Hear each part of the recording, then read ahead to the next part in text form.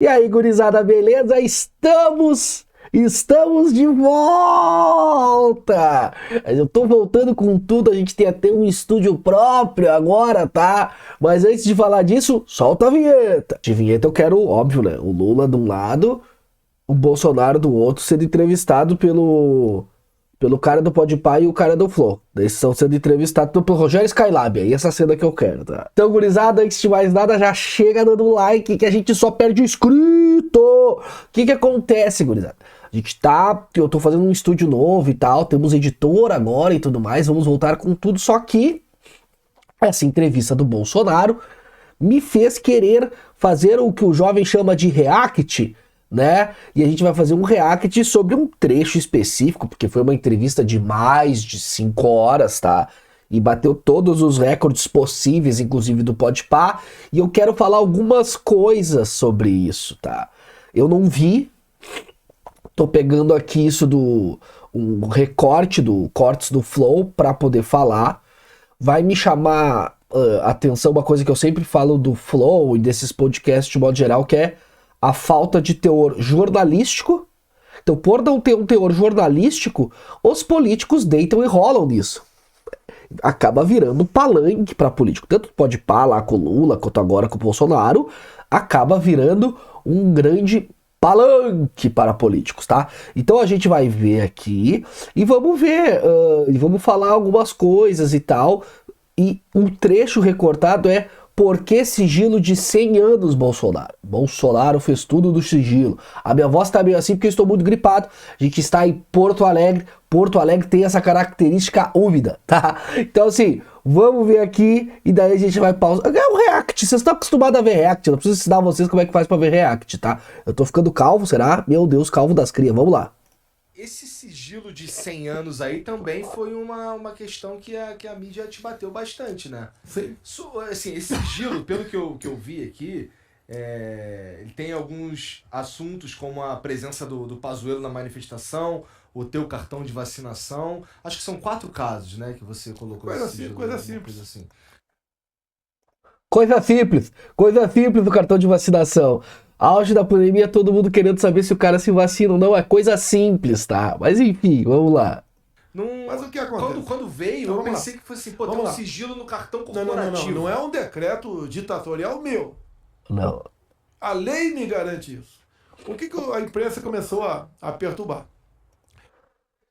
Bolsonaro alega, então, faz aquela velho argumento do: olha, a lei que me garante isso. De fato, a lei permite colocar uma série de sigilos em documentos.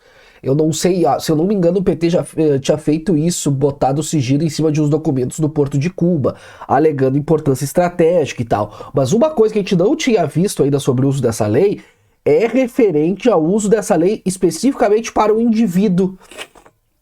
Óbvio que essa lei existe, o cara pode usar, mas geralmente essa lei é muito mais usada para, tipo, uma questão geopolítica aí, um posicionamento do país, né? Ela é mais usada nesse sentido. O Bolsonaro usou pro indivíduo Bolsonaro. Eu tenho a minha agenda que é pública lá no Palácio da Presidência. Aham. Se você for me visitar, Vai tá tá lá. lá. Tá Aham. lá. Agora, eles começaram a querer ter acesso quem ia visitar no Alvorada. E de acordo com as pessoas que me visitam no Alvorada, a imprensa faz uma matéria sobre aquilo. É que o Alvorada é onde faz a política mesmo, né, gurizada? A politicagem mesmo às vezes se dá no Palácio da Alvorada. E o que eu recebo na minha casa, eu não devo satisfação a ninguém. Você na tua casa não deve satisfação a ninguém. Aham. Então, o que nós decidimos? Como é garantido em lei, se não me engano, a lei do tempo da Dilma, não tenho certeza, não sei, lei lá, que você possa garantir o sigilo de até 6 anos dessas pessoas que vão me visitar.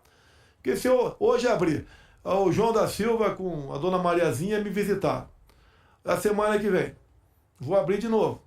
Eles fazem narrativas, fazem... Vocês veem como ele consegue. Não adianta.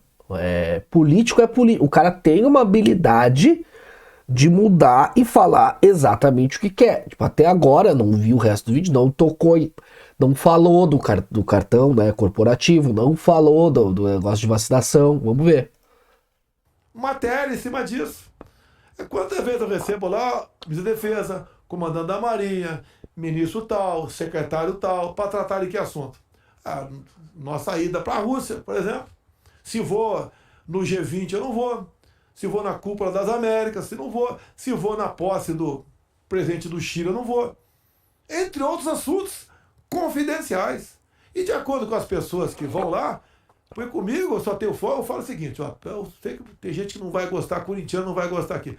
Na hora do jogo do Palmeiras, eu só atendo o telefone da dona Michele de Paula, mais ninguém. Não atendo ninguém. Pode o Papa ligar que eu não atendo. Na hora do jogo do Palmeiras, é a única hora. Eu só tenho folga nessas horas. Agora, de acordo com a pessoa que vai lá em casa, de repente vai uma mulher bonita lá em casa. Daí, olha só.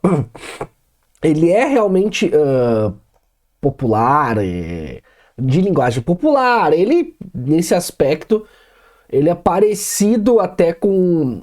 eu odeio fazer essas comparações, tá? Mas é parecido com o Lula, assim, no sentido de fala e etc, né? De falar pro povão, né? Tô no jogo do Palmeiras, corintiano. Ele não falou mais do cartão de vacinação, por exemplo. E aí que fica a minha crítica para programas tipo Flow, quando tem essa falta desse jornalismo mais combativo. Só que esse jornalismo combativo, vamos se colocar no lugar aí do Bolsonaro, do Lula, enfim, qualquer pessoa que vai falar. Tu não vai querer ir num lugar ser interrogado e... Óbvio que não. Então os políticos, eles também não são burros, eles não vão querer ir num lugar assim. Eles vão querer ir num lugar que mais ou menos acolhe o pensamento deles. Então, como o Lula foi no Podpah, a tendência, e o Podpah foi meio leviano com o Lula, né? Não perguntou nada, deu mais palanque pra ele, é que o Flow fizesse a mesma coisa. E daí tu acaba ficando meio que refém do teu público, sabe? O teu público vai lá, isso aí, Igor, isso aí, Podpah, recebeu os caras, mandou bem demais, não sei o quê. Sendo que o papel do jornalismo muitas vezes é incomodar as pessoas e tal. Eles têm uma responsabilidade, que eu já falo há muito tempo, que eles têm uma responsabilidade que eles simplesmente fogem dessa responsabilidade, tá? Eles fogem. Mas enfim, vou continuar vendo aqui. Em casa com uma colega dela, eu recebo. Minha mulher não está sabendo, mas é bonita por acaso. Opa, ele recebeu aquele avião na casa dele, tratado do quê? A primeira dama estava presente, eu não estava. Começa a virar um inferno na minha vida. Então esse sigilo é em função disso. Entendemos o sigilo. O sigilo é em função de, caso o Bolsonaro receba uma mulher muito bonita na casa dele, né? A dona Michele não precisa saber. Então, tipo assim, o cara engana a mulher, sabe? Tipo, faz um monte de coisa aí. Ai, meu Deus do céu. Só que, claro, o ponto da real não é esse. O ponto que o Bolsonaro tá falando sobre o sigilo é que ele acredita que a mídia vai usar isso pra fazer e falar um monte sobre ele. Parece uma tartaruguinha, né? Olha só. Que vai falar e fazer um monte sobre ele. Vai criar narrativa. Isso aí cria narrativa, tá ok? Vai criar narrativa. A minha privacidade, como todo mundo tem. Cada um recebe quem bem entender na sua casa, não é satisfação para ninguém. Isso é democracia, isso é liberdade. Por que a empresa quer saber quem eu recebi lá? Fazem matérias. Quase toda parada agora, né? Quase toda semana demitiu o ministro. O Carlos França tá... Não, outro detalhe, que aqui não vai aparecer aqui, porque o vídeo está cortado, mas está escrito assim, ó, lembre-se de pesquisar sobre tudo que for dito neste programa. Então, olha o nível que a gente chegou, né? Em vez do cara se preparar, ter pessoas ali para checar a informação em tempo real quando o presidente fala, ele bota esse aviso. Claro, muito porque o Flow foi desmonetizado e tal. Mas isso mostra muito o que virou o jornalismo. O jornalismo virou entretenimento. Esse é o grande real.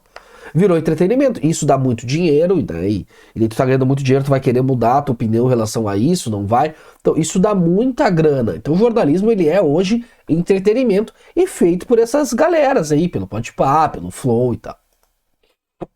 Vai ser trocado. É um cara excepcional, que tratou da minha ida para conversar com o Putin na G20, Cúpula das Américas. É o cara que trata disso. Mas era interessante pro povo saber, por exemplo, quando o Joesley estava indo na residência oficial, não era? Teve uma gravação em cima daquilo. Aí teve uma gravação. Aí é outra história. E, pelo que parece, o próprio Joesley que gravou essa ida lá. E o Temer ficou cambaleante. Sim. Até que ele foi arquivado o processo dele. Aqui falando sobre o Wesley Batista, lembra quando ele gravou uma conversa em cima do que conversou lá com o Temer e tal. Mas vocês viram a capacidade, e assim, político é ligeiro em relação a isso, não adianta. Vocês viram a capacidade que o Bolsonaro teve de botar o Igor no bolso, não responder. Não responder. Ele respondeu uma parte da questão, ele não respondeu toda a questão. Não falou da vacina. Tô mal mesmo, hein? Não falou da vacina, não falou nada. Ele só disse que as pessoas têm que ter o direito de receber quem quiser na sua casa, tá ok? Então é isso. Esses programas estão cada vez mais... É que ele se esconde numa ideia de informalidade, mas hoje em dia esses programas têm uma responsabilidade gigantesca. Gigantesca, tá? E esse é o grande problema. Eles não aceitarem essa responsabilidade. Como eu já falo pra vocês aqui, que acompanha o canal há mais tempo, tá ligado aí, há muito tempo que eu falo isso. Mas é isso. Tá? Escrevam aqui embaixo o que vocês acharam disso. Eu acho que o Bolsonaro, isso pro Bolsonaro foi assim, maravilhoso. Maravilhoso. Vai ter excelentes cortes pra ele ficar replicando nos grupos de zap aí, mostrando como ele foi bem. Porque ele foi bem, né? Em relação a ele foi bem mesmo. E agora é só a gente esperar, porque a eleição tá chegando, tá bom, gurizada? Então era isso. Beijo no cérebro de todo mundo. Se inscreve aqui embaixo. Ah, Renan, que bom ver você, estava com saudade, tá bom? Beijo no cérebro de todo mundo e tchau!